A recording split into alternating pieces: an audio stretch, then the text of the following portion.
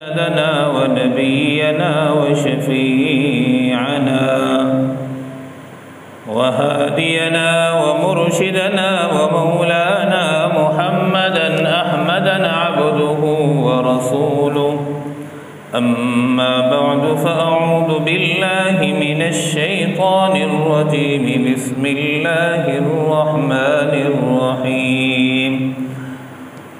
محمد رسول الله والذين معه أشداء على الكفار رحماء بينهم تراهم ركعا سجدا. وقال النبي صلى الله عليه وسلم عن ابن عباس رضي الله تعالى عنه لما ولد النبي صلى الله عليه وسلم عق عنه بكبش عبد المطلب وسماه محمدا، فقيل له يا أبا الحارث ما حملك أن سميته محمدا ولم تسمه باسم آبائه، أو كما قال عليه الصلاة والسلام. اللهم صل على سيدنا محمد وعلى آل سيدنا محمد وبارك وسلم. اللهم صل على سيدنا محمد وعلى آل سيدنا محمد وبارك وسلم.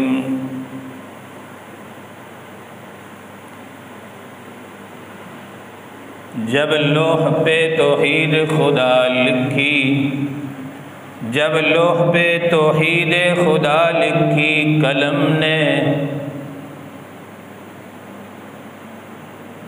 مرقوم رسالت سے کیا نام محمد ہے، آئی یہ ندا اب ہوئی کامل تری کشتی.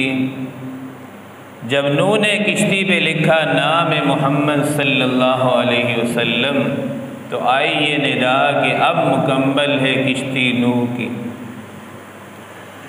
آج کے جمعۃ المبارک کے خطبے میں انشاءاللہ اس میں محمد صلی اللہ علیہ وسلم کے عنوان پر گفتگو کروں گا. دعا ہے کہ اللہ رب العزت مجھے حق سچ پھر اس پر ہم سب کو عمل کی توفیق عطا فرمائے.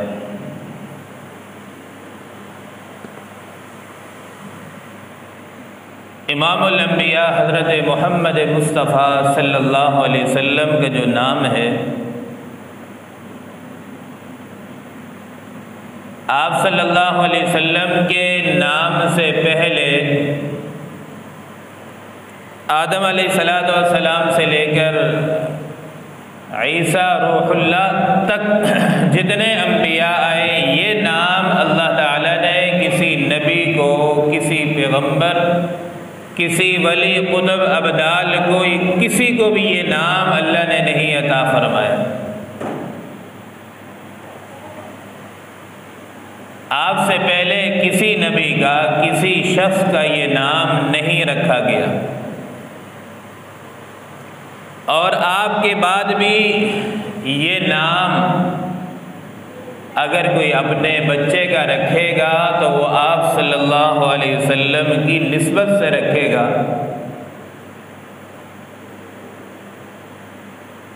اور اس نام کو تو کوئی کافر استعمال بھی نہیں کر سکتا. مسلمان بھی اگر رکھیں گے تو وہ آپ صلی اللہ علیہ وسلم کی نسبت سے رکھیں گے. نام کی برکت سے سعادت کے لیے رکھیں گے. اب کلمے کے اندر دو جز ہیں، لا الہ الا اللہ ایک جز ہے، دوسرا اس کا جو جز ہے محمد الرسول اللہ صلی اللہ علیہ وسلم اس کا جز ہے. پہلا جز جو ہے لا الہ الا اللہ، اس کے بھی 12 حروف ہیں. محمد الرسول اللہ اس کے بھی 12 حروف ہیں. اور پہلے جز کے اندر لفظ اللہ جو اللہ تعالیٰ کا صرف ذاتی نام ہے، اور ذاتی نام کے بھی اللہ کے 4 حروف ہیں۔ محمد الرسول اللہ آپ صلی اللہ علیہ وسلم کا ذاتی نام ہے محمد، اس کے بھی 4 حروف ہیں۔ اللہ تعالیٰ کے نام پر بھی تشدید ہے اور محمد کے نام پر بھی تشدید ہے۔ لا الہ الا اللہ یہ دعوت توحید ہے، توحید کا دعویٰ ہے۔ محمد الرسول اللہ یہ نظام زندگی ہے، بندگی کا طریقہ ہے، زندگی گزارنے کا اصول اور ضابطہ اس میں اللہ تعالیٰ بتا رہے ہیں۔ اب آدم سے لے کر عیسیٰ روح اللہ تک جتنے انبیاء آئے، اللہ تعالیٰ نے پہلے کلمے کا جز تو وہی رہا، دوسرا جز تبدیل ہوتا رہا۔ آدم علیہ السلام کو اللہ نے نبی بنایا، کلمہ عطا فرمایا، لا الہ الا اللہ آدم صفی اللہ۔ اس کے بعد دوسرے پیغمبر نوح نجیح اللہ، لا الہ الا اللہ موسیٰ کلیم اللہ، لا الہ الا اللہ ابراہیم خلیل اللہ، لا الہ الا اللہ عیسیٰ روح اللہ۔ تو عیسیٰ علیہ السلام تک سارے نبی آئے، سارے نبیوں کو دوسرا جو جز ملا، کسی کو صفی اللہ، کسی کو روح اللہ، کلیم اللہ۔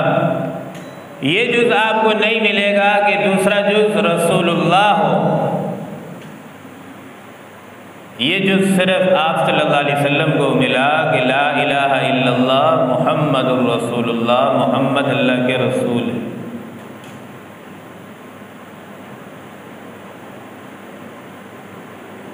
تو محمد جو نام ہے آپ صلی اللہ علیہ وسلم کا، آپ سے پہلے کسی کا نام نہیں رکھا گیا، اور آپ کے بعد بھی یہ نام سوائے مسلمانوں کے علاوہ کافر اس نام کو استعمال نہیں کر سکتے۔ پھر کمال کی بات اس میں یہ ہے، باقی جتنے نام ہیں دنیا میں، آپ ان ناموں کے حروف میں سے کوئی ایک حرف کم کر دیں تو نام بھی ختم ہو جاتا ہے، معنی بھی تبدیل ہو جاتا ہے۔ جیسے آدم علیہ السلام کا نام ہے، شروع سے آپ الف ہٹا دیں، نام بھی باقی نہیں رہے گا، معنی بھی اس کا باقی نہیں رہے گا۔ نوح علیہ السلام کا نام ہے، شروع سے آپ نون کو ہٹا دیں تو نام بھی ختم ہو جائے گا، معنی بھی نہیں رہے گا۔ یوسف علیہ السلام کا نام ہے، یا ہٹا دیں کوئی نام نہیں بچتا، معنی بھی نہیں بنے گا اس کا۔ حضرت دانیال ہیں، شروع کی دال ہٹا دیں کوئی نام نہیں بنتا۔ عیسیٰ علیہ السلام کے عین کو ہٹا دیں تو نام بھی ختم، معنی بھی ختم۔ کمال کی بات یہ ہے کہ حضور صلی اللہ علیہ وسلم کا جو نام ہے، آپ اس کے شروع سے میم کو ہٹا دیں تو باقی بچتا ہے حمد۔ حمد کا معنی ہے جس کی تعریف کی جائے۔ ہم کے بعد پھر ہا کو بھی ہٹا دیں تو پھر بچتا ہے مد۔ مد کا معنی بھی ہے تعریف جس کی جائے بہت زیادہ۔ مد میں سے دال میم کو بھی ہٹا دیں تو پھر خالی آپ صلی اللہ علیہ وسلم کے نام کے ساتھ دال رہتی ہے، تو دال کا معنی ہے نیکی کی طرف بلانے والا۔ یہ ایسا نام ہے جس کے سارے حروف ہٹا دیں تو بھی نام خراب نہیں ہوتا، اور نام بھی باقی رہتا ہے اور اس کے معنی بھی خراب نہیں ہوتے۔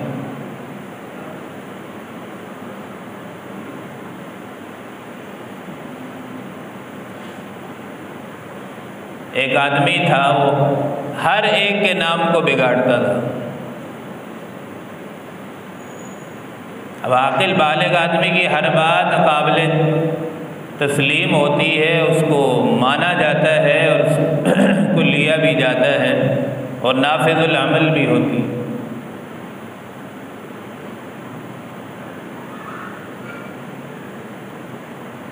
تو اس کو کسی نے کہا کہ بھائی آپ سب کے نام بگاڑتے ہو، یہ آپ صلی اللہ علیہ وسلم کا نام ہے، اس کو آپ بگاڑ کے دکھائیں۔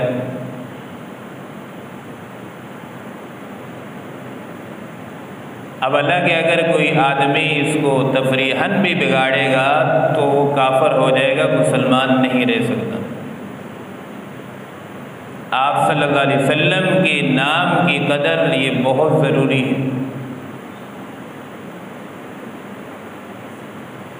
تو سارے حروف ہٹا دیں، اس کے بعد بھی آپ صلی اللہ علیہ وسلم کا نام باقی رہتا ہے، معنی بھی تبدیل نہیں ہوتے، نام بھی باقی رہتا ہے۔ اس طرح اللہ تعالیٰ کا نام ہے، جتنے حروف بھی ہٹائیں اللہ تعالیٰ کے نام کے معنی بھی خراب نہیں ہوں گے اور نام بھی اپنی جگہ باقی رہے گا۔ تو آپ صلی اللہ علیہ وسلم کی جتنی بھی تعریف کی جائے آپ صلی اللہ علیہ وسلم کی تعریف کم ہے۔ محمد کا معنی یہی ہے کہ جن کی تعریف آنے سے پہلے بھی لوگ کریں اور جانے کے بعد بھی تعریف کریں، اسے کہتے ہیں محمد۔ حضور صلی اللہ علیہ وسلم دنیا میں ابھی تشریف نہیں لائے، لیکن آپ کے آنے سے پہلے جتنے انبیاء آئے، ہر نبی نے اپنے دور میں آ کر آپ صلی اللہ علیہ وسلم کی تعریف کی۔ کسی نے ہاتھ اٹھائے دعا کے لیے تو آپ صلی اللہ علیہ وسلم کا واسطہ دے کر دعا کی، کسی نے معافی مانگی تو آپ صلی اللہ علیہ وسلم کا واسطہ دے کر معافی مانگی۔ حالانکہ ابھی حضور آئے نہیں ہیں، آنے سے پہلے آپ کے تذکرے ہو رہے ہیں۔ عرش پہ آپ کا نام لکھا ہوا ہے۔ تو محمد کہتے اسے جس کے آنے سے پہلے بھی تعریف کی جائے اور جانے کے بعد بھی جس کی تعریف کی جائے اسے محمد کہا جاتا ہے۔ عیسائیوں نے، انگریزوں نے 100 عظیم ہستیوں کا نام لکھا کہ جو بڑی بڑی دنیا میں ہستیاں ہیں ان کے نام جمع کیے کتاب میں کہ یہ دنیا کے عظیم لیڈر ہیں، بڑے لوگ ہیں، بڑے انسان ہیں۔ اب کمال تو یہ ہے کہ جس کی تعریف اپنے تو کریں ہی کریں، لیکن بیگانے غیر دشمن بھی تعریف کریں، اصل کمالات یہ ہیں۔ تو عیسائیوں نے، انگریزوں نے اپنی کتاب میں سر فہرست سب سے جو پہلا نام لکھا کہ پوری کائنات میں سب سے بڑے انسان ہونے کا جو اعزاز ہے وہ محمد الرسول اللہ صلی اللہ علیہ وسلم کو ہے۔ ایمان نہیں لاتے، مانتے نہیں، لیکن یہ بات انہوں نے اپنی کتاب میں جو اس وقت بھی ان کے کتب خانوں میں موجود ہے کہ سب سے بڑے انسان اس کائنات میں اگر کوئی ہے تو وہ محمد الرسول اللہ صلی اللہ علیہ وسلم ہے۔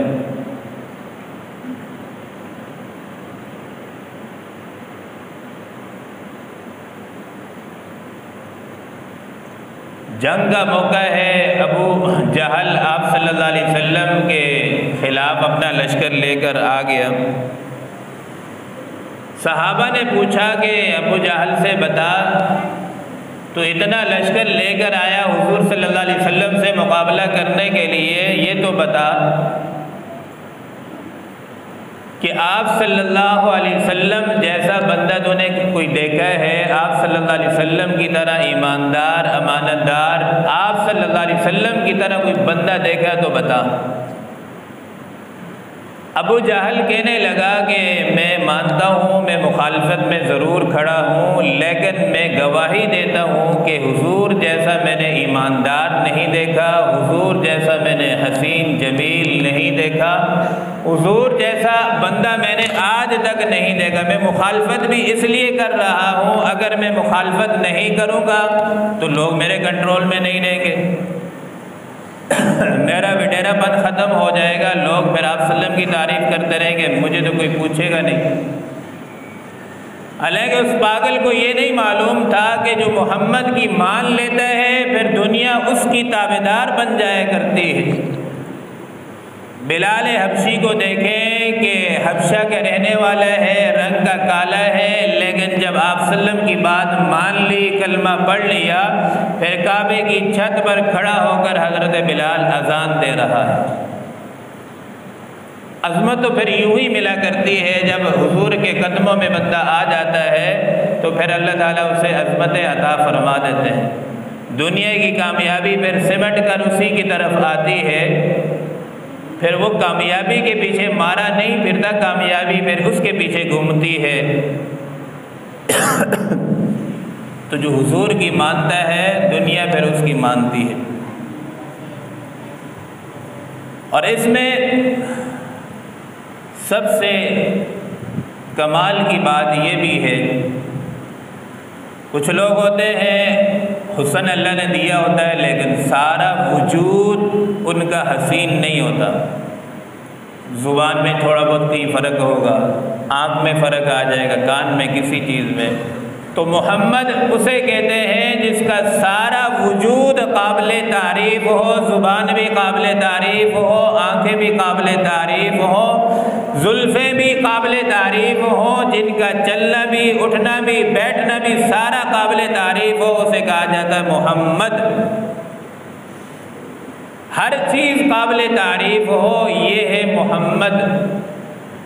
تو آپ صلی اللہ علیہ وسلم کا سارا وجود قابل تعریف تھا، آپ صلی اللہ علیہ وسلم کی آنکھیں، آپ صلی اللہ علیہ وسلم کی زبان مبارک، بلکہ یہ چیزیں تو تھی جہاں حضور آ جاتے، جس شہر کے اندر مکہ میں آتے تو مکہ کی عظمت بڑھ جاتی، اللہ پاک مکے کی قسمیں اٹھاتا۔ حضور اگر مدینے میں آ جاتے تو مدینے کی عظمت بڑھ جاتی، اللہ تعالیٰ پھر مدینے کی شہر کی قسمیں اٹھاتا ہے۔ تو حضور جس کے بستر پر چلے جائیں تو اللہ تعالیٰ پھر اس بستر کی فضیلت کو بڑھا دیتا ہے۔ عیسیٰ ابن مریم پر تہمت لگی تو اللہ تعالیٰ نے خود گواہی نہیں دی کہ عیسیٰ ابن مریم پاکیزہ عورتیں ہیں، قرآن میں یا اپنی آسمانی کتاب میں کوئی گواہی اتاری ہو، ایسی کوئی کتاب میں نہیں ملتی۔ لیکن آپ صلی اللہ علیہ وسلم کی ازواج مطہرات میں حضرت ام المؤمنین سیدہ عائشہ پر جب تہمت لگتی ہے تو اللہ تعالیٰ کسی بندے سے، کسی بچے سے گواہی نہیں دلواتے۔ اب یہ محبوب کی گھر والی ہے تو اللہ تعالیٰ فرماتے ہیں محبوب آپ خاموش رہیں، اس کی پاکی کی گواہی، پاک دامنی کی گواہی ہم خود دیں گے۔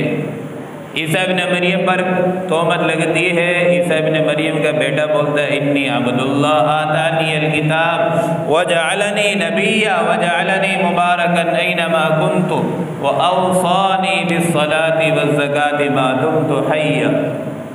بیٹے نے گواہی دی۔ اور یہاں تہمت لگتی ہے حضرت عائشہ پر تو اللہ تعالیٰ خود گواہی دیتے ہیں اور 18 آیات قرآن کی اتارتے ہیں، اور قیامت تک آپ رضی اللہ تعالی عنہ حضرت عائشہ کی گواہی ہر قرآن پڑھنے والی زبان قیامت تک دیتی رہے گی کہ یہ پاکیزہ عورت۔ اس لیے پاک نبی کو جو ازواج ملی ہیں، جتنی گھر والیاں ہیں، وہ پاک دامن ہی ملی ہیں۔ پاک نبی کے پاس کوئی ناپاک عورت نہیں آ سکتی۔ اور جو آپ صلی اللہ علیہ وسلم کا نام ہے محمد، یہ آخری نبی ہونے کی دلیل ہے۔ آپ کے نام ہی سے پتہ چلتا ہے کہ آپ آخری نبی ہیں، چونکہ یہ نام اللہ نے آپ صلی اللہ علیہ وسلم کے لیے سنبھال کے رکھا ہے، اور اس سے پہلے کوئی اس نام کا نہ نبی آیا ہے، نہ کوئی ولی، نہ کتب، نہ ابدال۔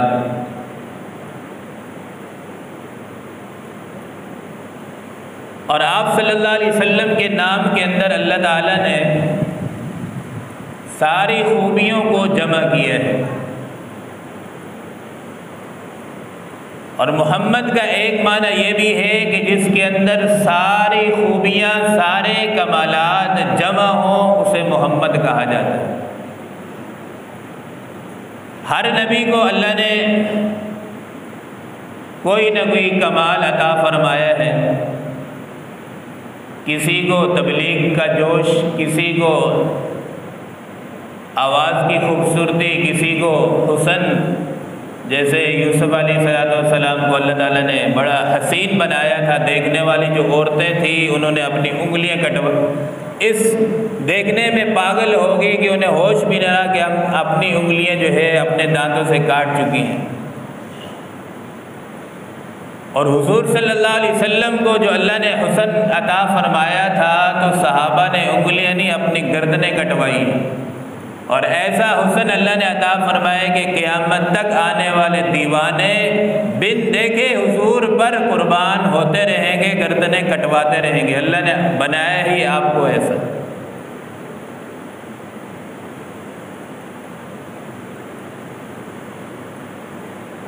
تو جتنی خوبیاں باقی انبیاء کو اللہ نے عطا فرمائی ہے، اگر یہ ساری خوبیوں کو آپ جمع کریں اور ایک گلدستے کی شکل اختیار کریں تو گلدستے کا اگر آپ نام تجویز کریں گے وہ گلدستہ ہوگا محمد۔ یہ آسان لفظوں میں یوں سمجھیں کہ آپ ایک گلستان میں چلے جائیں، چمن میں، اس میں گلاب کا بھی پھول ہوگا، چنبیلی کا بھی ہوگا، سارے مختلف پھول ہوں گے، اور سارے پھولوں کو ایک جگہ جمع کرو گے، ساری پھولوں کی خوبیاں ایک میں جمع کرو گے تو اس کا نام ہوگا محمد صلی اللہ علیہ وسلم۔ تو اللہ نے ساری خوبیاں، سارے کمالات جتنے پیغمبروں کو عطا فرمائے ہیں وہ آپ صلی اللہ علیہ وسلم کے اندر اللہ تعالیٰ نے جمع فرما دیے۔ اب باقی جتنے پیغمبر ہیں، کسی کو اللہ تعالیٰ نے معراج کروائی تو فرمایا کوہ طور پر آ جاؤ، کسی کو معراج ہوئی حکم ہوا کہ آپ کشتی میں سوار ہو کر کشتی میں آ جائیں، اور آدم علیہ السلام کو اللہ تعالیٰ نے خلافت عطا فرمائی۔ وَإِذْ قَالَ رَبُّكَ لِلْمَلَائِكَةِ إِنِّي جَاعِلٌ فِي الْأَرْضِ خَلِيفَةً قَالُوا أَتَجْعَلُ فِيهَا مَن يُفْسِدُ فِيهَا وَيَسْفِكُ الدِّمَاءَ۔ اللہ تعالیٰ نے خلیفہ بنایا، جنت سے نکال کر دنیا میں بھیجا۔ خلافت ملنے کے لیے جنت سے دنیا میں آنا پڑا، اور حضور صلی اللہ علیہ وسلم کو اللہ نے انبیاء کا امام بنانا تھا، تو اللہ تعالیٰ نے زمین سے اٹھا کر عرش بری پر بلایا کہ محبوب آپ اوپر آ جائیں۔ موسیٰ علیہ السلام کو جب کوہ طور پر بلایا تو فرمایا فخلع نعلیک، جوتے اتار کر آئیں کوہ طور پر۔ لیکن اپنے محبوب کو جب عرش پر بلایا تو اللہ نے یہ نہیں فرمایا فخلع نعلیک۔ تو حضور صلی اللہ علیہ وسلم کو جب اللہ نے آسمانوں پر بلایا، معراج کے لیے بلایا، تو اس پر کوئی پابندی نہیں لگائی، بلکہ جنت کے اندر ایک درخت کے قریب جانے سے اللہ نے حضرت آدم کو منع فرمایا وَلَا تَقْرَبَا هَٰذِهِ الشَّجَرَةَ فَتَكُونَا مِنَ الظَّالِمِينَ، کہ آدم آپ اس درخت کے قریب نہیں جانا۔ فَنَسِيَ آدم وَلَمْ نَجِدْ لَهُ عَزْمًا، انسان ہیں، آدم علیہ السلام بھول گئے، غلطی سے درخت کے قریب چلے گئے۔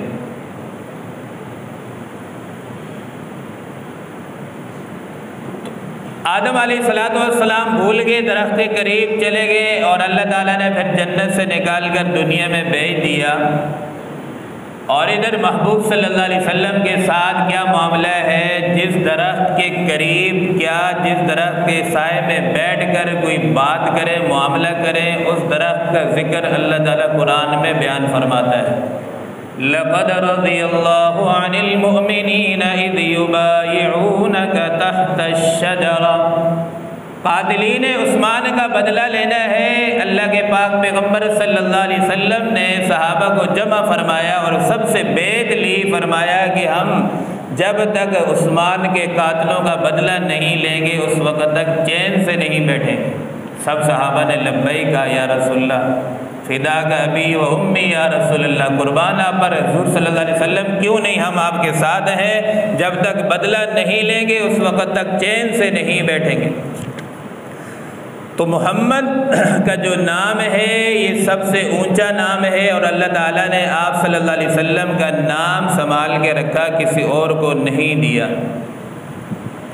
پھر جو حضرت حسان بن ثابت ہیں رضی اللہ تعالیٰ عنہ، یہ حضور صلی اللہ علیہ وسلم کے شاعر تھے۔ آپ صلی اللہ علیہ وسلم کی شان میں انہوں نے بہت اشعار پڑھے ہیں۔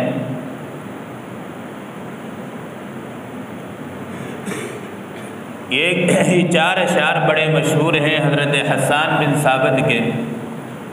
آپ صلی اللہ علیہ وسلم کی کمالات تو اتنے ہیں کہ دنیا میں ایک خطیب نہیں، ہزاروں نہیں، لاکھوں نہیں۔ آپ صلی اللہ علیہ وسلم کی مدحت میں، تعریف میں یہ جملہ کہوں تو یہ جملہ بھی کم ہے، الفاظ ہی ختم ہو جاتے ہیں۔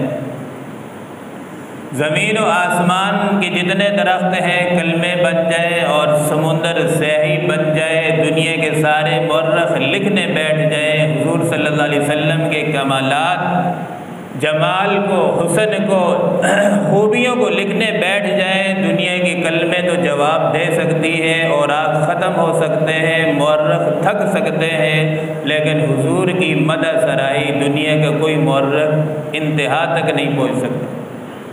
ابتدا تو کر سکتا ہے، انتہا نہیں ہو سکتی۔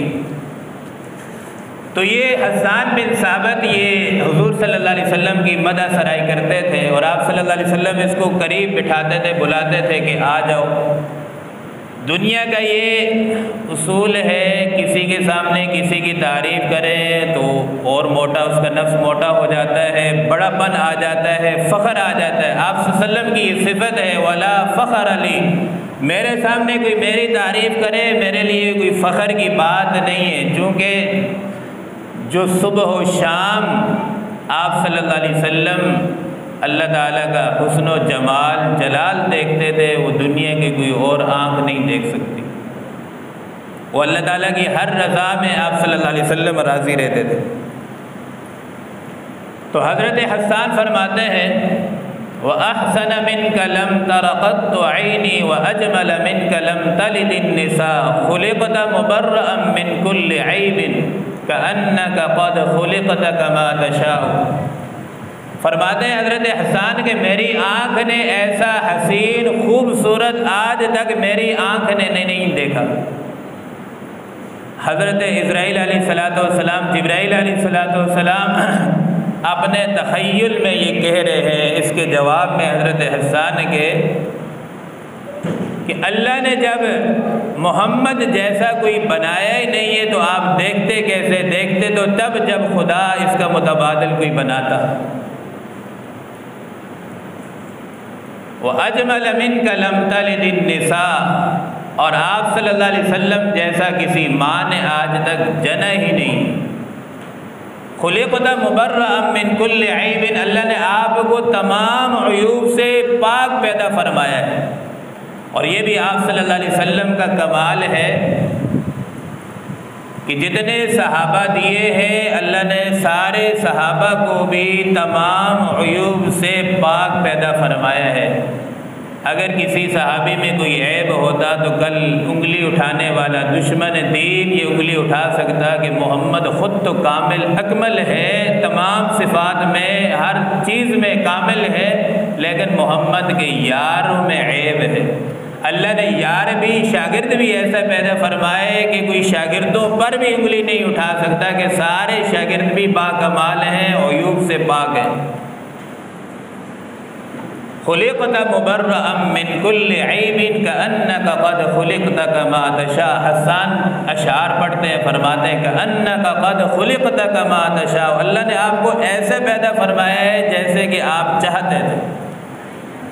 دنیا میں کوئی انسان ایسا نہیں ہے آج تک، اور نہ ہی قیامت تک کوئی آ سکتا ہے کہ جس پر یہ اشعار ثابت آتے ہوں۔